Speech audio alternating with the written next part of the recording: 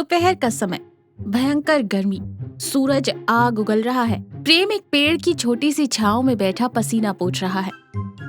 कुछ दूर उसकी बकरियां चर रही हैं। प्रेम खुद से बड़बड़ाते हुए कहता है, उफ, आज तो सूरज देवता ने सोच लिया है कि मुझे भून कर ही मानेंगे। बकरियां भी गर्मी से आधी हो गई हैं। लाओ, भोलू को फोन लगाता हूँ, पूछूं कि वो अपनी बकरियां लेकर कहाँ बैठा है। प्रेम अपने पुराने से मोबाइल पर नंबर मिलाता है। नेटवर्क कम है, इसीलिए वो एक टीले पर चढ़कर फोन कान में लगाता है। फोन उठता है। प्रेम जोर से चिल्लाता है, ओए भोलू, कहाँ मर गया तू? यहाँ गर्मी से मेरे पापड़ सिक रहे हैं और तू मजे ले रहा है। जल्दी बता, कहाँ है? मैं भी अपनी बकरियां लेकर वहीं आ रहा हूँ। राधा फोन पर मीठी लेकिन हैरान आवाज में कहती है, जी कौन? भोलू? और आप कौन बोल रहे हैं? यहाँ कोई बकरियां नहीं है। प्रेम अचानक नरम पड़ते हुए घबरा कर कहता है, ये भोलू का नंबर नहीं है क्या? माफ कीजिएगा बहन जी, लगता है गर्मी के मारे नेटवर्क भी पिघलकर दूसरी लाइन पर चिपक गया। राधा हंसते हुए कहती है, बहन जी अजीब इंसान हो, पहले चिल्लाते हो फिर बहन जी बनाते हो। मेरा नाम राधा है और आपने रॉन्ग नंबर मिलाया है। अरे राधा जी, मैं प्रेम बोल रहा हूँ, रेगिस्तान से। यहाँ इतनी गर्मी है कि दिमाग भट्टी बन गया है। आप फोन काट दीजिए, वरना फोन भी गर्म होकर फट जाएगा। राधा मुस्कुराते हुए कहती है, ठीक है प्रेम जी, अपना और अपनी बकरियों का ध्यान रखिए। फोन कट जाता है। प्रेम मुस्कुराता है। अगले कुछ दिनों तक प्रेम जानबूझकर उसी नंबर पर फोन करता।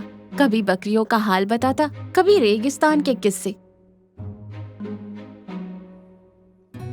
राधा भी उसकी सादगी पर हंसती थी और इसी तरह दोनों में प्यार हो जाता है।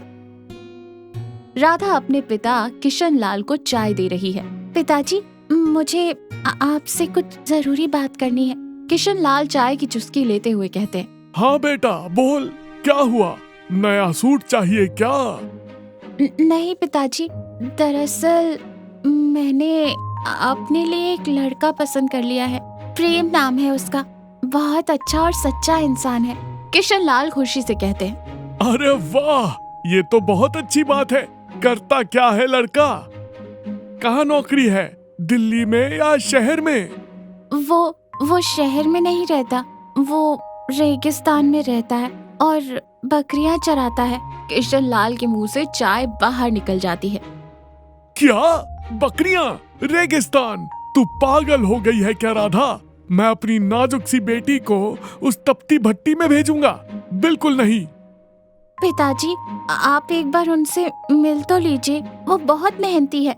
किशन लाल गुस्से और फिक्र में कहते हैं, ठीक है, मैं कल ही जाऊंगा उस प्रेम से मिलने। जाकर देखता हूँ ऐसा कौन सा जादू कर दिया है उस बकरी वाले ने मेरी बेटी पर। दोपहर का समय, किशन लाल बस से उतरता है। चारों तरफ सिर्फ रेत है। वो एक रुमाल से लगातार पसीना पोंछ रहा है। उसका चेहरा लाल हो चुका है। प्रेम दौड़ते हुए आता है और हाथ जोड़कर कहता है, नमस्ते चाचा जी, आइए आइए, मैं ही प्रेम हूँ। किशन लाल हांफते हुए कहता है, नमस्ते तो ठीक है बेटा, पर तू यहाँ जिंदा कैसे है? यहाँ तो हवा भी ऐसे चल रही है जैसे कोई मुंह पर तवा चिपका रहा हो। अरे चाचा जी, ये तो हमारी रोज की आदत है। आप वो पेड़ की छांव में बैठिए, मैं पानी लाता हूँ। किशन लाल पेड़ के नीचे बैठता है। प्रेम अपनी पानी देता है। पानी भी थोड़ा गर्म है। किशन लाल पानी पीकर कहते हैं, देख प्रेम, तू लड़का अच्छा है, पर मैं अपनी राधा की शादी यहाँ नहीं कर सकता। वो एसी और कूलर में रहने वाली लड़की है। इस गर्मी में तो वो एक दिन में ही सूख कर छुआरा बन जाएगी। मैं ये रिश्ता मंजूर नहीं कर सकता। मैं जा रहा हूँ वापस। प्रेम मुस्कुराते हुए कहता है, चाचा जी, आप आधी बात पर ही फैसला ले रहे हैं। आपने मेरा घर तो देखा ही नहीं। मेरा घर तो बिल्कुल ठंडा है, एकदम शिमला जैसा। किशन लाल हैरानी से कहते हैं, शिमला? इस रेगिस्तान में? तू मुझे बेवकूफ समझता है क्या? धूप से तेरा दिमाग खराब हो गया है।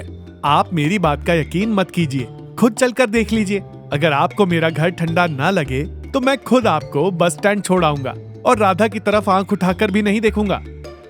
ठीक है, चल दिखा तेरा रेगिस्तान का शिमला। प्रेम आगे आगे चल रहा है और किशन लाल उसके पीछे पीछे रेत में घसीटता हुआ चल रहा है। दोनों काफी देर चलते हैं। किशन लाल अब थक कर चूर हो चुके हैं। अरे ओ प्रेम, और कितनी दूर है तेरा वो शिमला? मेरे पैरों में तो छाले पड़ गए हैं। बस आ गए चाचा जी। वो जो सामने रेत का टीला दिख रहा है ना, बस उसके पीछे ही है। कुछ देर चलने के बाद वो टीला पार करते हैं। आगे फिर से खाली रेत का मैदान है। किशन लाल झुंझलाते हुए कहते, अब क्या? टीला तो पार हो गया। कहाँ है घर? क्या हवा में लटक रहा है, या तू किसी भूत प्रेत वाले घर में रहता है जो मुझे दिखाई नहीं दे रहा? अरे चाचा जी शांत हो जाइए, घर हवा में नहीं है।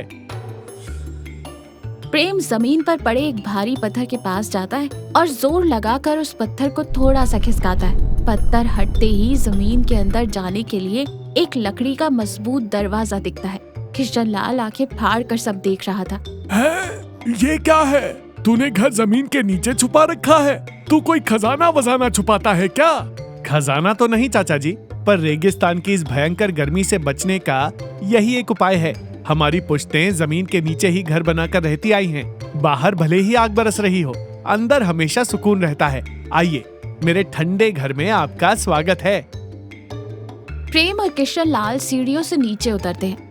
जैसे ही वो नीचे जाते हैं, बाहर की चिलचिलाती धूप की जगह अब एक ठंडी और सुकून देने वाली हवा ले लेती है। नीचे एक बहुत ही सुंदर मिट्टी से लिपा हुआ और हवादार घर बना है। मिट्टी की दीवारों के कारण अंदर का तापमान बिल्कुल एसी जैसा ठंडा है। किशन लाल हैरानी और खुशी से कांपते हुए कहता है, अरे बाप रे, ये तो सच में कोई जादू है प्रेम। बाहर ऐसा लग रहा था जैसे तवे पर बैठे हों, और यहाँ तो मुझे ठंड लग रही है। तभी छाया देवी आती है। उनके चेहरे पर एक बड़ी सी मुस्कान है। आइए भाई साहब, प्रेम बता रहा था कि शहर से मेहमान आने वाले हैं। किशन लाल हाथ जोड़कर कहते हैं, नमस्ते बहन जी। आपके बेटे ने तो मुझे बाहर ही मार डाला था, पर आपका ये घर देखकर तो मेरी सारी थकान दूर हो गई। ये तो सच में किसी जन्नत से कम नहीं है। छाया देवी कहती है, बैठिए भाई साहब, हमने जमीन के नीचे ये घर इसीलिए बनाया है ताकि बाहर की गर्मी अंदर ना आ सके, और मिट्टी की दीवारें ठंडक बनाए रखती हैं। आप हाथ मुंह धोइए, मैं खाना लगाती हूँ। किशन लाल चारपाई पर बैठता है। उसे बहुत सुकून मिल रहा है। कुछ ही देर में छाया देवी और प्रेम मिलकर खाना परोसते हैं। शानदार दावत, बाजरे की रोटी, देसी घी, कढ़ी, सांगरी की सब्जी और ठंडी छाछ। किशन लाल खाना खाते हुए उंगलियां चाट लेते हैं। वाह, क्या खाना है बहन जी। मैंने बड़े बड़े होटलों में खाना खाया है, लेकिन जो स्वाद इस मिट्टी के ठंडे घर और आपके हाथों के खाने में है, वो कहीं नहीं। खाना खाने के बाद किशन लाल प्रेम के पास आता है और उसके कंधे पर हाथ रख के कहता है, प्रेम बेटे, मुझे माफ कर दो। मैंने बाहर की गर्मी और तेरे साधारण कपड़ों को देखकर तेरी हैसियत का अंदाजा लगा लिया था, लेकिन आज तूने मुझे एक बड़ी बात सिखा दी। असली सुख और सुकून महलों या एसी कमरों में नहीं होता, बल्कि इंसान की सोच, उसकी मेहनत और परिवार के प्यार में होता है। तूने अपनी मेहनत से इस रेगिस्तान को भी शिमला बना दिया है। मेरी राधा यहाँ बहुत खुश रहेगी। मुझे ये रिश्ता दिल से मंजूर है। प्रेम खुशी से मुस्कुराते हुए कहता है, धन्यवाद चाचा जी, मैं राधा को कभी कोई तकलीफ नहीं होने दूंगा। कुछ दिनों बाद राधा और प्रेम की सादगी से शादी हो जाती है।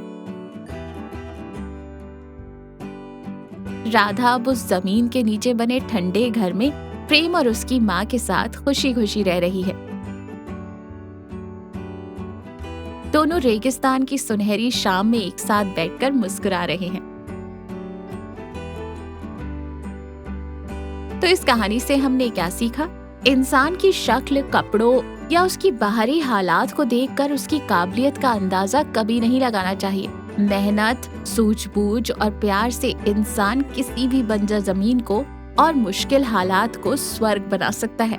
असली ठंडक और सुकून अच्छे विचारों और सच्चे रिश्तों में होता है।